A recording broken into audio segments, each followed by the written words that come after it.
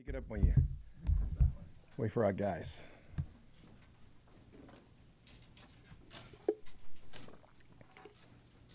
Yeah, we're good, folks. Thank you.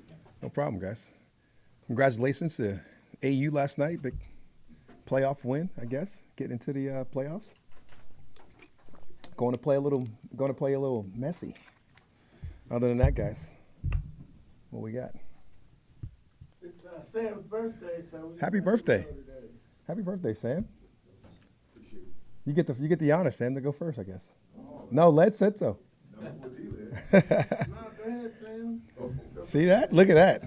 All right, well, just the opening, just this week, and getting down to Tampa, we've heard about some people who won't be in their lineup, especially for their offense.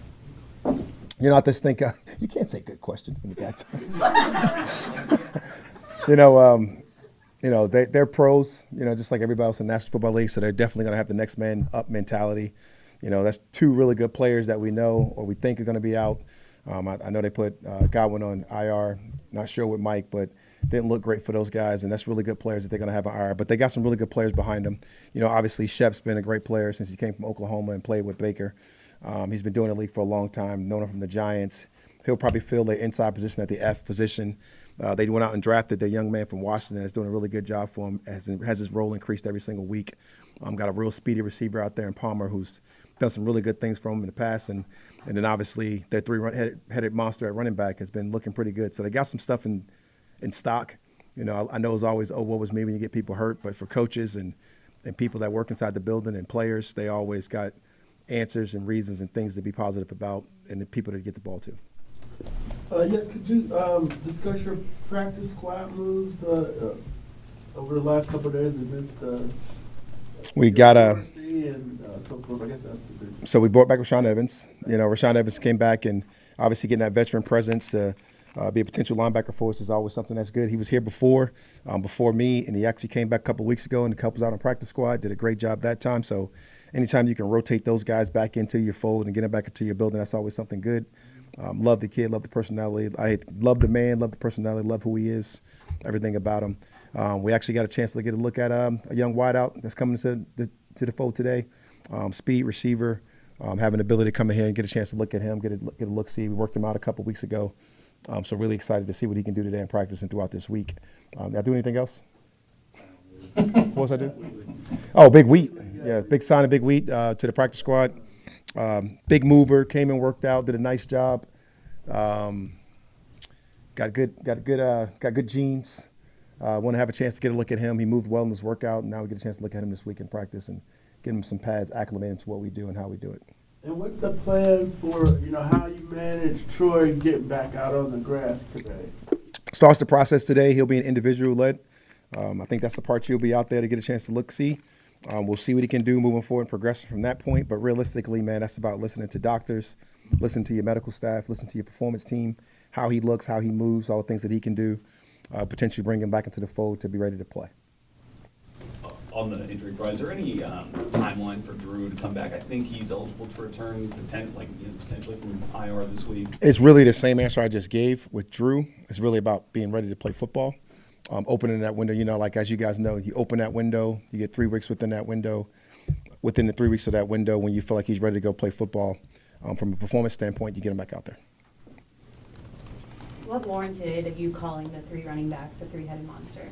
The fact that they started the season with their starter in one. He's really done a nice job. Ended up getting injured. They really had their young guy, number 7, going out there, really being productive. And he started off as a gimmick guy. Then he moved to a running back. Then he moved to an explosive guy. He had some really good plays against us. And then they really got open a couple weeks ago when they had some injuries, and 44 stepped out there, really opened this game as a kickoff returner versus us. Then they opened up with a really big game versus New Orleans a couple weeks ago, and he's done nothing but be productive for those guys. So when you look at those guys, have a chance to get out there in that run game and really open it up with a bunch of guys that we know. I know Carb does a great job with those guys in the run game and their upfront people. They've really been productive in running the football the last couple of weeks, which I know was something that wasn't perceived strength for those guys in the beginning, which has become that. Because the receivers are injured, does that put more pressure on the Falcons' run defense? I think it always starts with the run, just in general. I think most coaches say that just as a cliche type of thing, but realistically with these guys and how they've been running the ball the last couple of weeks and what they're able to do, having success versus the Saints and as well as Baltimore, and us spitting out that big play, I think is really something that they've really done a nice job of the last couple of weeks. So I think it starts there because of what they've done, not necessarily what we've done or the Falcons defense. I think these guys, they got a lot of running backs. They got a bunch of good running backs, and you want to be able to go out there and stop those guys to make it one-dimensional in order for the guys to have to beat you in the pass game. What are you seeing on like the developmental aspect of some of the young defensive linemen on this team? You obviously used a bunch of young defensive linemen in LA last year. Some of them haven't had a lot of opportunities so far this year. So Rook is kind of like last year when we were in LA, it was a little bit different. I didn't have as many veterans to go out there. It was AD as my vet. I'd have to really think about who my vets were inside. But it's kind of, they started off with some different roles. So they were able to go out there and play earlier. Bobby Brown was one of my vets that I had out there. But they were able to play different roles. We started off Kobe in a pass game role, kind of what we just got Rook to a couple weeks ago versus Tampa in his first start, playing a little bit of pass downs. He got a little bit more comfortable, was able to do some run things, did some really impressive things, shedding blocks. So now his role just increased and has improved. He started off with that role, then it's kind of moved to just playing in a rotation. And he's really moving forward, getting some right directions, doing some really good things, doing some things that are correctable, which our coach is able to correct while you're going about your process. Really excited where he is. Dorlus has been in practice. He's itching at the bit to get up there and get a chance. He's done some nice things in practice. He's done some nice things from a developmental standpoint, just like Root did in the early part of the season. So I wouldn't be shocked to see some of these guys have a chance to get out there and really play. And then you got to talk about some of the young guys that were playing for us right from the beginning of the season, like Zach Harris, and how his roles increased, and to be able to see some of the things he's done, rushing the passer, being really effective on special teams, blocking that punt or whatever you call that thing, muffing that punt a couple of weeks ago, having the ability to go out there and really put some pressure on the quarterback last week with the unfortunate penalty. But he's done some really good things for us. TQ, I don't know if you consider him young or not, but he's definitely been a nice contributor for us throughout the season, and some of the things he's been able to do as well. What's the next step for Zach to get on the field more? Zach Harrison. Zach Harris has been out there, but realistically, like getting that rotation, and then the hot man has to go. Josh, you're always going to like some type of rotation up front as much as possible. Like those guys are just not really built to play 50 snaps, so it's like a safety, like a Jesse Bates. You want to have those guys up in the 30s. And really, when you're a starter like a Grady, you get to that 37 point, and you find that nice little mixture for what it is of being fresh and what it is meant to be to go out there and be physical and display just different talents. When you become special, then you become just a different player and a game wrecker. When you become Chris Jones, you become Aaron Donald, then you play 60 and you just figure it out. But up until that point, you like to keep those guys fresh in a nice rotation, going out there just being disruptive as possible. Yeah, Coach, halftime. I said next year I'm going to learn, not this year. Coach, at halftime last Sunday, you mentioned the team needed to wake up. Do you feel like that game served as a wake-up for the team going into this Bucs game? I hope so. That's the things you want to talk about, right? There's not a loss in this game that I've ever had that hadn't been a lesson. And I think we all got to take that into consideration. Like you go out in those type of games, and it was a little bit flat from our standpoint, from everything. And we got to come out ready to go. They were clearly the fresher team. They wanted it a little bit more than us, and they got the win for whatever reason. Like I said at halftime, and at the end of the game, I believe. And it's we got to figure those things out and go out here in our practice preparation and our process and get it back. And I've been able to be around a bunch of our guys, and these guys are hungry, man. You got some really good players in this team that are assuming those leadership positions. I believe we asked about Drake a couple weeks ago, and he's one of those guys that's in that position to say, hey, man, this might be the best thing ever happened to us. Getting that hunger back, having a 3-0 start, a little bit of complacency can set in. It's a nice time to reset and get ready to go out there and play our game. Facing the division opponent, you'd rather face them this soon? In the most positive way possibly say, I really don't care, and I'm really being positive. I don't, you want to go out there and you got to play. You want to get back on the grass, and they're all important. Like we talked about outrunning the South, and it's like, hey, man, line up the guys and you play them, and we're not a part of the schedule making situation. However that plays out, I know that's a big thing for all of us. It's a big thing for our fans, but literally, man, when they put them on the schedule, we got to line up and go play them. I'm fired up to go out there and play against anybody, but particularly when it's a division opponent, you go play those guys, you get fired up for that. Are there things that y'all do in practice this week to clean up those penalties, or is it more of a mental thing? It's definitely both. I would say first thing you do is bring it to shine a light on it, which we're able to do on the Monday after the game, shine a light on it and talk about it with the guys. They all were there. It's not like you go in there, you complain about it, and then you talked about not being the victim, being the warrior when it comes to these status motors and taking ownership of those things and putting it to the light. Like, hey, we have to clean these things up. And it wasn't like it was an unfair advantage in penalties. It was 9 to their 7 or whatever it was. It's just that we can't have them in those critical moments. And I felt like ours came in more critical moments than theirs did. And when that happens, that's how games get out of whack, and that's what you got to get a hold of right away. So, like, the emphasis has been put on in practice. I think our officials in our practice do a great job in the structure of doing what we want to do and being able to tell these guys. And I think our guys got to go out there and apply the techniques that are proper in order not to get some penalties that we did get, you know, like executing the game and not bumping to a quarterback or putting your hands in the guy's face. There's some that won't be able to be avoided, you know, like, but the concentration ones of, you know, false starts, things of that nature, definitely ones you can avoid. Coach, going back to you talking about the development of guys like Rook and Dorless and all those guys, what would be, from your perspective, the biggest night and day difference from when they first walked into the building to where they are now? You know, a lot of those guys, like, that's a good one, coming in situationally and not, you know, starting day one like some rookies do. That is a great one. It's just like, and I'm going to generalize it just for that position and that interior position like we've done before here, but that is just a grown man's position. When you're talking about the interior of any line, whether it be guards, whether it be center, whether it be just a D-tackle position. It's very rare we're able to do that. We've seen Chris Lindstrom do it. I believe Bergeron did it last year on the D front up here. You know, Grady had a role, but he wasn't out there all the time. Maybe we had Tyson Campbell. We had some of those type of different people around the building up front with him, Babineaux, that were able to let him go out there and sparingly do some things and get his job done a little bit quicker. We had the luxury here of having 6 guys that played a lot of football to really be able to sit Rook and Dorless to be able to get those guys the opportunity to learn on the grass versus some of the best guards in the business we feel, and Bergeron and Chris Lindstrom. And then when they get ready to do those things and assuming that the numbers fit up the right way, you're able to get those guys on the grass. But the biggest difference in those guys is the physical mentality that requires to do their job on an everyday basis when you're talking about approach to practice and approach to the games. I understand that next man up is kind of a reflexive response and a necessity, I'm sure, in your business. You remember the first time you heard that? And yeah, I do. Actually, it was the National Football League. It was Ryan Marinelli. And it was just the mentality that we had in that D-line room, whether it was Sapp, whether it was Simeon Rice, whether it was Greg Spires, whether it was Charchick Darby, whether it was Anthony McFarland.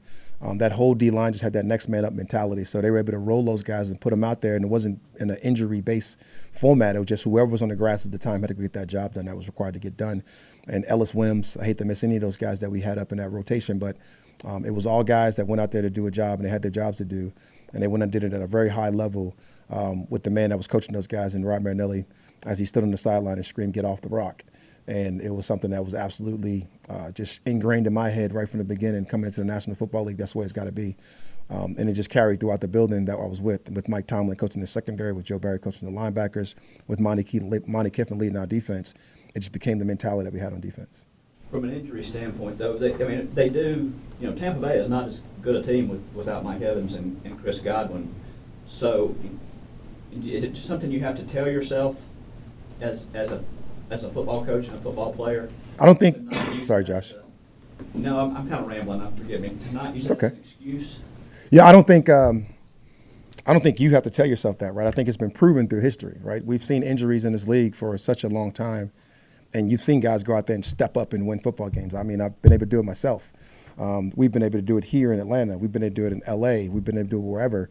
Guys get hurt. You know, people are dealing with it right now. You know, we watched the Rams do it right now. They've missed Cooper Kupp, Puka Nacua, and their job is to go win football games. And, like, there's no question you're going to say you're going to be the same as you are when you lose some great players like the ones that they lost. But they got guys that get roles, and they go out there and accomplish those roles. And whatever those roles are, whether it's 2 guys doing what Mike Evans got to do or whether it's 3 guys got to do what he's got to do, they want to go get those things accomplished within the game plan and with the format of what they're trying to do on offense. So, you know, those guys both are hard guys to replace.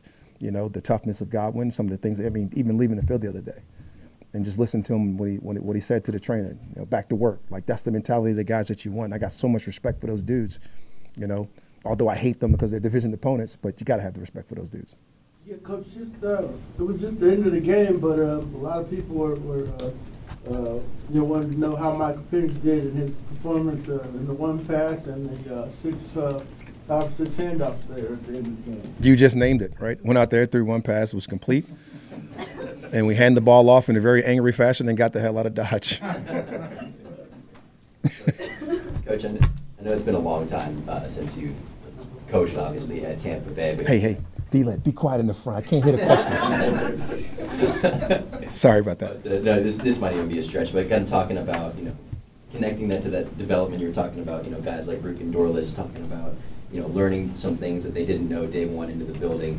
Is that something you ever think about, you know, especially now going back to Tampa Bay to be like, hey, like, those are some lessons I learned when I first started off, coming out to be a head coach. Fortunately, I think about that every week. David makes me get up here and talk to somebody in the media, right? Because they ask you a question, what's the difference between Raheem now and then? Well, and you got to really reflect on it and think about it. Or you think about it every time you did an interview in the past and what's the difference and what you're going to do and how mature and different you're going to be about your situations, how you want to make those things and how you want to develop, right? And there's just so many different things to talk about that we don't have time now, but we'll talk to you certainly about it at any time in a different realm so I can give you the truth.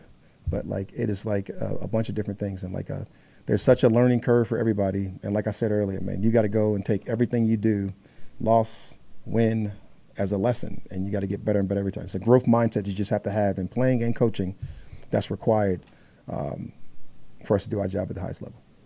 As a follow-up to what you were saying about receivers having new roles, as your game planning, how does K. Dotton fit in? I think he ended up leading them in receptions last week. He balled out, man. He had a heck of a day, right?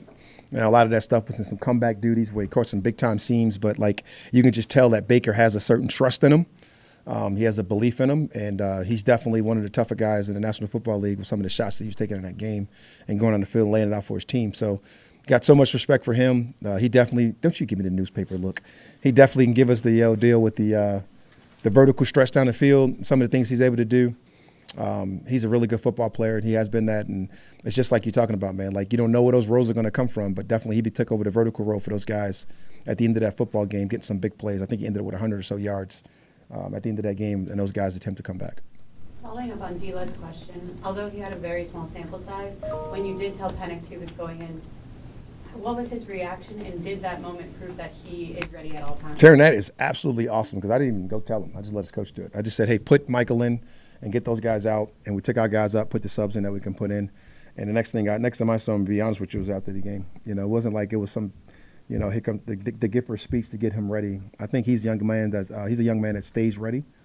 He's a young man I got a lot of confidence in if something were to happen for him to go in and execute what we got to get done because of what I see in practice.